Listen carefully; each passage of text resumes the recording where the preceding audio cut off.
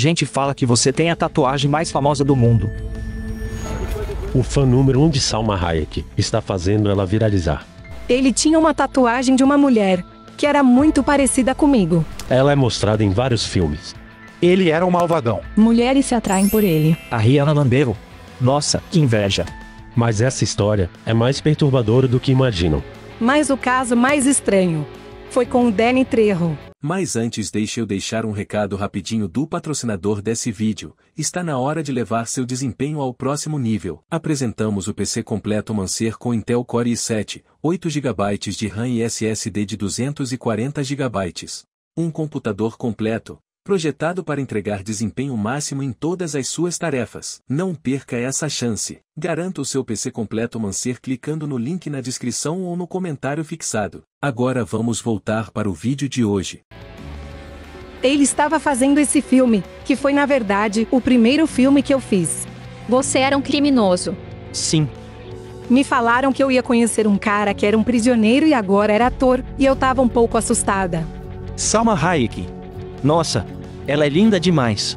Quando ele me viu pela primeira vez, ele correu em minha direção e arrancou sua camisa. Eu mostrei a ela minha tatuagem. E falou que me conhecia antes de me conhecer. A tatuagem é seu rosto. E era verdade, ele tinha uma tatuagem de uma mulher, que era muito parecida comigo. Salma então fez algo que até Danny estranhou.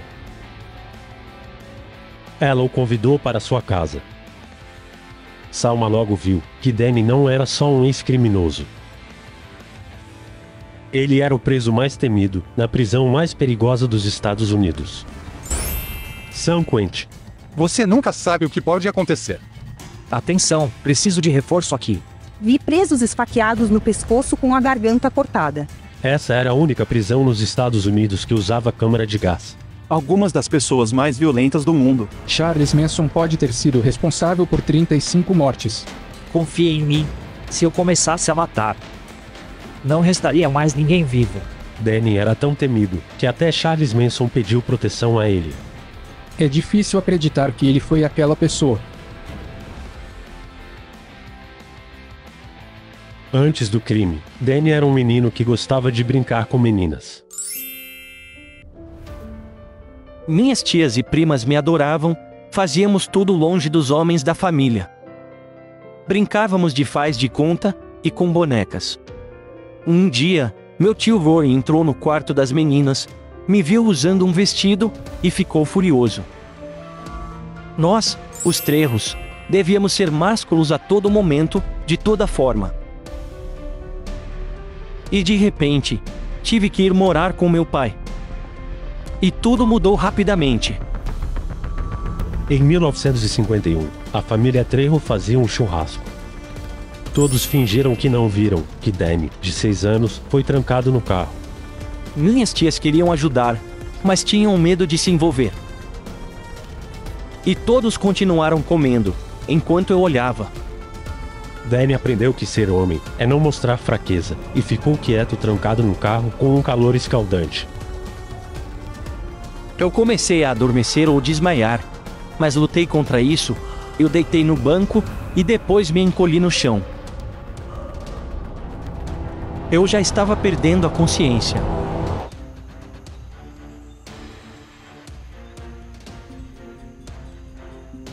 Mas de repente, alguém veio ajudar. Era o meu tio Gilbert, a única pessoa que não tinha medo do meu pai.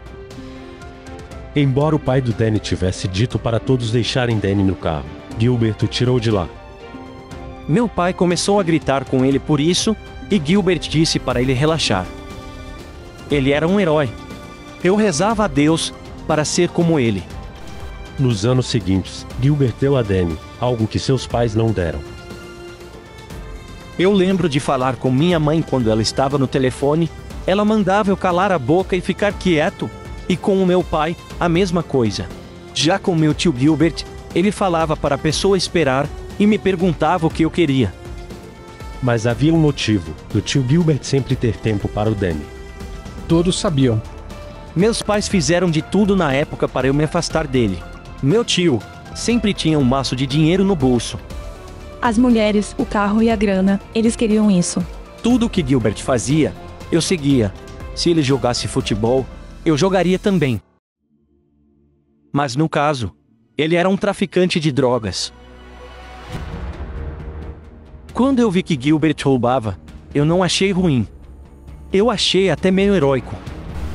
Seu tio Gilbert foi o único homem que mostrou compaixão a Danny. Quando Danny fez 8 anos, seu primeiro crime foi um ato de compaixão. Nós caminhávamos à noite, quando ouvimos vacas mugindo, e pareciam que estavam sofrendo. Então pulamos uma cerca alta, e libertamos todas elas. As vacas mal podiam esperar para fugir dali. Elas devem ter se sentido muito bem por algumas horas.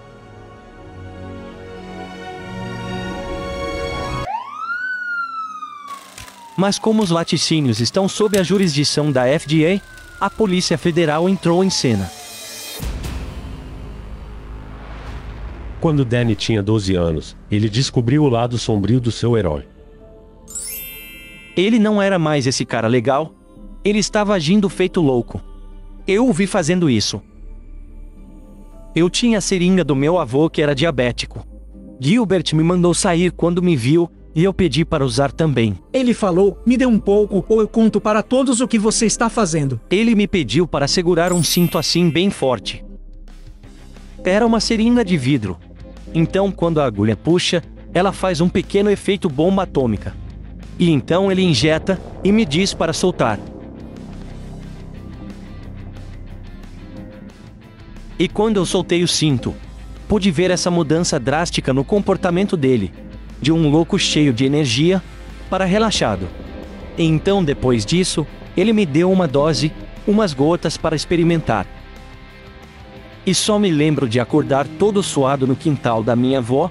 Eu tinha tido uma overdose. Na hora que você usa, você não pensa nas obrigações, na escola ou nos seus pais. Não se preocupa com nada. Tudo some.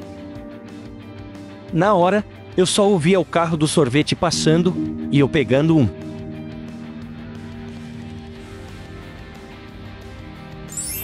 E Danny se tornou igual ao seu tio.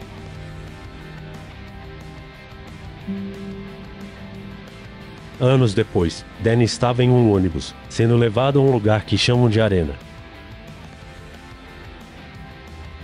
Quando você chega perto de Quentin, você logo vê a torre armada bem à frente. Você sabe que quando você entra lá, você não sai mais. O lugar é enorme. Assim que o ônibus chega, a tensão começa. Você ouve um barulho de motor. Mas na verdade, é o barulho de todo mundo lá. Se você já esteve ao lado de alguém que está com muita raiva, você sabe como é. Agora imagine 4.000 caras juntos com toda essa raiva acumulada. Essa é a tensão em San Quentin. Lá dentro, você é um macho alfa ou não? Por exemplo, alguém vai perguntar que tamanho de sapato você calça, e se não mostrar firmeza logo de cara, já era, você é fraco. Danny certamente era um alfa. Eu tive um mentor, eu tive um professor que já havia passado por lá. Meu tio me ensinou tudo o que eu precisava saber sobre estar em uma prisão. Algumas pessoas vão para a biblioteca para passar o tempo, algumas fazem palavras cruzadas e outras jogam xadrez. Mas eu treinava. Era o que me fazia não enlouquecer. Ele foi campeão de torneios em San Quentin, nos anos de 1966, 67 e 68. Danny ficou tão bom em se proteger, que começou a fazer isso pelos outros. Tínhamos um pequeno círculo de proteção. Se acha que alguém te persegue, nos avise, que cuidaremos disso. Na verdade, eu sinto pena dos jovens, que de repente se veem na detenção juvenil, e não sabem que ao brigarem lá dentro, eles devem tentar morder alguém logo, para que então percebam que os caras lá querem te devorar.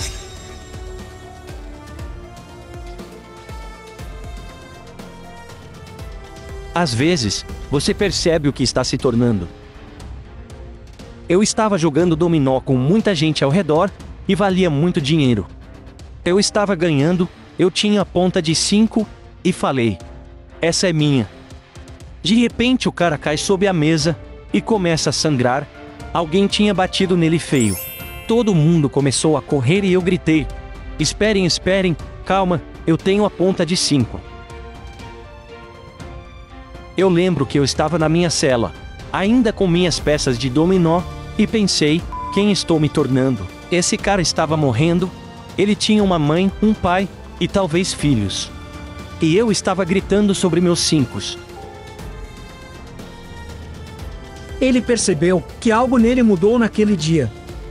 Ele já não era mais aquele Danny do passado. Ele era agora um monstro. Danny então se lembrou do garoto que ele foi um dia, um garoto que se preocupava com os outros. Eu sentei na cela e percebi que minha vida havia acabado.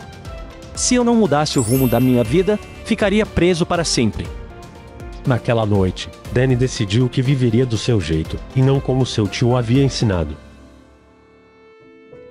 Eu não pensava nisso como uma grande mudança, eu pensava apenas em cumprir uma promessa.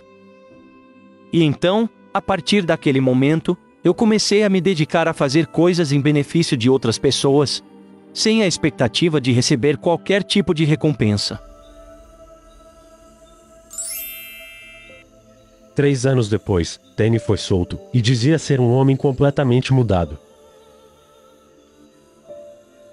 Ele voltou para essa casa.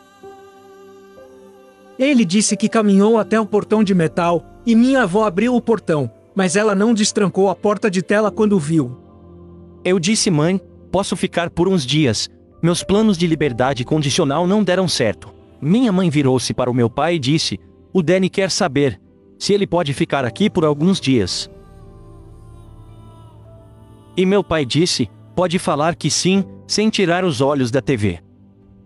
Fui ao meu antigo quarto e fiquei lá olhando e pensando. Era o mesmo de quando eu tinha 13 anos.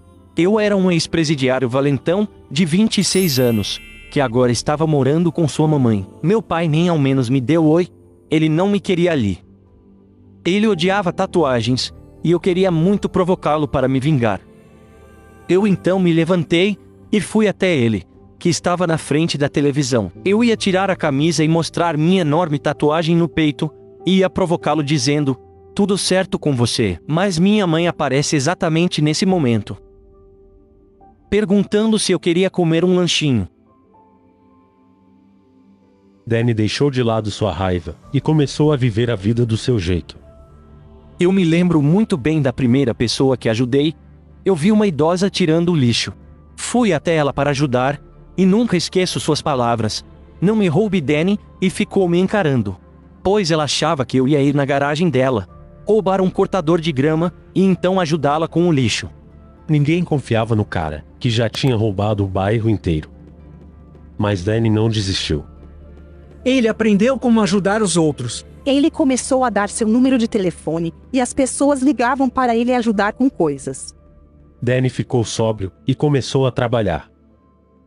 Mas um dia, ele recebeu uma visita inesperada. Gilbert apareceu no meu trabalho com um carrão. Ele havia saído da prisão há 2 semanas, e já tinha tudo planejado. E eu parecia que tinha fugido de uma prisão vietnamita. Eu estava coberto de graxa, trabalhando em um ferro velho.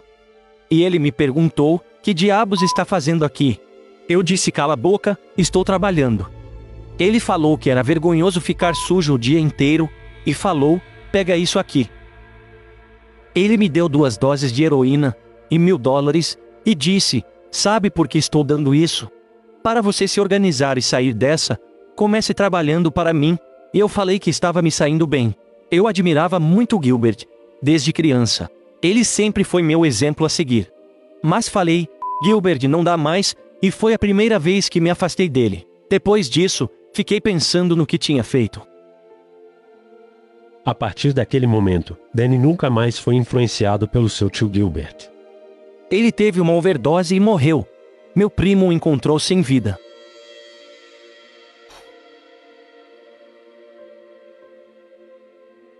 Ele era como um irmão para o Danny. Mesmo que o Danny não estivesse mais no mesmo caminho que o seu tio, ele ainda amava muito o Gilbert. Após a morte de Gilbert, Danny começou a se comportar novamente como um condenado. Após sua estreia de sucesso no cinema, o diretor de 23 anos Robert Rodrigues está escalando seu próximo filme, estrelado por Antônio Bandeiras e a novata Salma Hayek. Você e a Salma desenvolveram uma troca muito bacana. Ela é uma mulher muito linda, foi fácil e sensacional. Eu adoro o Antônio, mas às vezes ele me batia com o violão, quando ele começava a girar, e eu gritava Antônio. Eu precisava de um assassino silencioso que usasse facas, então eu disse ao diretor de elenco para encontrar alguém com cara de malvado, pois ele não teria falas. E quando Danny entrou, eu me espantei. Quem é esse cara? Ele é sinistro demais. Eu conheci a Salma. Ela é incrivelmente bonita. Faz você querer arrancar seus olhos e nunca mais olhar para ninguém. Me falaram que eu ia conhecer um cara que era um prisioneiro e agora era ator, e eu tava um pouco assustada. Eu mostrei a ela minha tatuagem e falei que era o rosto dela. Mas Salma não reagiu como Danny esperava. Danny, estamos num set de filmagem e as pessoas têm medo de você, por causa da sua aparência. Quando ouvi isso, comecei a me odiar. Uma vez criminoso, sempre criminoso. Uma vez criminoso, sempre criminoso. Você sempre será um criminoso.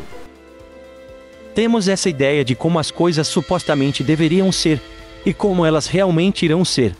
Mas frequentemente esquecemos de toda a dor e dos desastres que nós mesmos provocamos. Eu acabei esquecendo de tudo isso.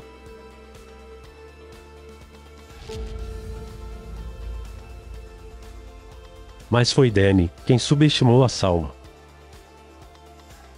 Na véspera do dia de ação de graças, ela me ligou, 2 meses depois das gravações. Já tínhamos terminado o filme, e ela disse, Danny, quer vir para o jantar de ação de graças? E eu logo aceitei o convite. Depois eu pensei, ela preparou um jantar de ação de graças em família, e me convidou. Ela não sabe disso, mas fui chorar no banheiro. Eu não podia acreditar. Ela foi tão gentil. Inacreditavelmente gentil e generosa. Se você fez algo errado, não se deixe abater por isso. Seu erro é uma ferramenta valiosa para o seu crescimento. Nos anos seguintes, o mundo finalmente conseguiu ver quem Danny era de verdade. O ator Danny Trejo agiu como um herói de verdade hoje. Uma câmera de segurança filmou um carro sendo atingido no cruzamento por outro carro. Eu só queria chorar, eu sabia como ele estava assustado. Fui pegá-lo, e percebi que ele tinha necessidades especiais. Crianças autistas não gostam de toque. Foi quando eu disse para ele, use seus superpoderes agora, e me agarre. E ele então me agarrou, e assim, eu pude segurá-lo, e tirá-lo do carro. O menino e a avó já estavam juntos, 3 pessoas foram levadas ao hospital após o acidente, mas ninguém ferido gravemente, muito disso graças a Danny Trejo. A avó dele estava um pouco machucada, e ele falava, superpoderes vovozinha, superpoderes, e na hora, fiquei sem reação. Quando ele tomou a decisão de que seria diferente, ele teve que se reconstruir do zero. Mas agora ele sabe que está completo. As pessoas o chamavam para falar pelos Estados Unidos. Um dos melhores palestrantes motivacionais é Danny Trejo. Um dia, é tudo o que tenho. Entendem como eu vivo hoje. Ele de fato dirige por aí, para na rua, e distribui brinquedos para as crianças. Para ser meu amigo, você tem que ter roupa térmica, meias e camisetas no porta-malas, para doar aos sem-teto. Ele dedicou sua vida a ajudar os outros. Trejos Tacos é sobre retribuir. Estamos criando uma fundação para autismo. Eu acho que ele realmente viu o valor da vida. Tudo de bom que aconteceu na minha vida, aconteceu diretamente, graças à ajuda de alguém. A cidade que ele aterrorizava na juventude, agora tem um mural dele, por todo o bem que ele fez. O mural não representa só ele, mas também muitas pessoas que conseguiram mudar de vida. É um símbolo de esperança. É um símbolo que diz, eu posso evoluir. Eu posso mudar. E eu posso sonhar.